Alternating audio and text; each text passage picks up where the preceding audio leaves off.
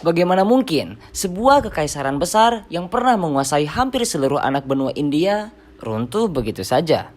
Dinasti Mughal yang dikenal karena keindahan Taj Mahal dan kemegahan kekuasaannya pada akhirnya hanya meninggalkan jejak dalam buku-buku sejarah.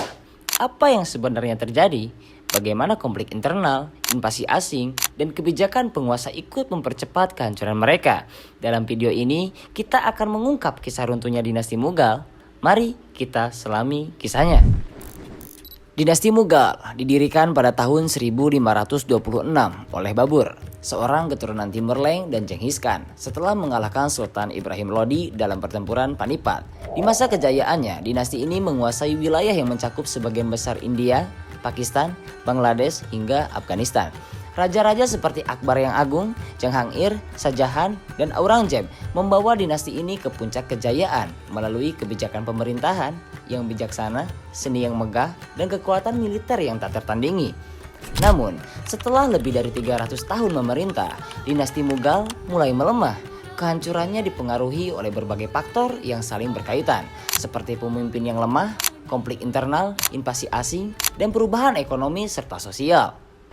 Yang pertama, kepemimpinan lemah setelah Aurangzeb. Setelah Aurangzeb wafat pada tahun 1707, dinasti Mughal mengalami kemunduran besar. Aurangzeb adalah seorang penguasa yang kontroversial. Meskipun ia berhasil memperluas wilayah kerajaan, kebijakan religiusnya yang keras menciptakan ketegangan dan pemberontakan di banyak wilayah. Penerus Aurangzeb seperti Bahadur Shah I, Jahandar Shah, dan Parusiar adalah pemimpin yang lemah dan tidak memiliki visi untuk mempertahankan kekuatan dinasti. Mereka hanya menjadi boneka bangsawan istana, sehingga pemerintahan pusat kehilangan wibawanya. Kekuasaan kerajaan semakin terpecah ketika gubernur-gubernur daerah seperti Nizam Hyderabad dan Nawab Bengal mulai memisahkan diri, menciptakan kekuasaan otonom. Yang kedua, konflik internal dan perebutan kekuasaan.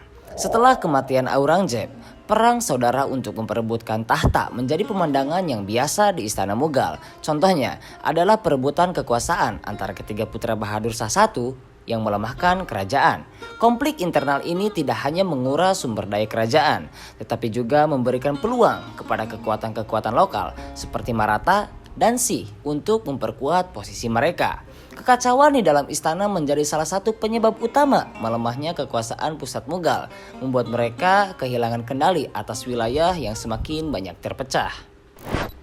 Yang ketiga, invasi asing dari Nadir Shah hingga Inggris. Selain konflik internal, dinasti Mughal juga menghadapi serangkaian invasi asing yang memperburuk situasi. Salah satu invasi paling merusak terjadi pada tahun 1739 ketika Nadir Shah dari Persia menyerbu Delhi.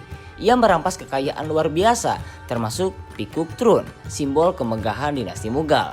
Di sisi lain, muncul kekuatan kolonial Inggris melalui perusahaan Hindia Timur yang awalnya terlibat dalam perdagangan, tetapi perlahan mencampuri urusan politik Mughal. Dengan strategi diplomasi dan militer, Inggris mulai merebut wilayah-wilayah strategis, mengurangi pengaruh Mughal hingga hanya terbatas di sekitar Delhi. Yang keempat, beban pajak tinggi dan melemahnya ekonomi. Keruntuhan ekonomi juga menjadi salah satu faktor penting dalam kehancuran dinasti Mughal. Untuk membiayai perang yang tidak efektif dan gaya hidup mewah bangsawan, pemerintah memberlakukan pajak yang sangat tinggi pada rakyat. Akibatnya, petani dan pedagang kecil semakin menderita. Ketidakpuasan rakyat ini seringkali berujung pada pemberontakan, melemahkan otoritas kerajaan. Ekonomi yang dulunya menjadi kekuatan dinasti Mughal perlahan runtuh akibat pengelolaan yang buruk dan tekanan dari kekuatan luar. Yang kelima, korupsi dan lemahnya administrasi. Di akhir masa pemerintahan, dinasti Mughal juga menghadapi masalah korupsi di kalangan pejabat dan bangsawan. Uang yang seharusnya digunakan untuk memperkuat pertahanan dan administrasi malah dihabiskan untuk kepentingan pribadi. Sistem pemerintahan yang dulunya efisien di bawah Akbar menjadi tidak efektif, mempercepat kehancuran kekaisaran. Dan yang terakhir, pemberontakan Sepoy dan akhir dinasti Mughal. Akhir resmi dinasti Mughal terjadi pada tahun 1857 saat pemberontakan besar melawan Inggris yang dikenal sebagai pemberontakan Sepoy. Dalam pemberontakan ini, Bahadur Shah Jafar, raja terakhir Mughal, dijadikan simbol perlawanan. Namun, setelah pemberontakan dipadamkan, Inggris mengambil alih kekuasaan sepenuhnya dan menghapus dinasti Mughal. Bahadur Shah Japar diasingkan ke Burma, menandai berakhirnya dinasti yang pernah berjaya selama lebih dari 3 abad.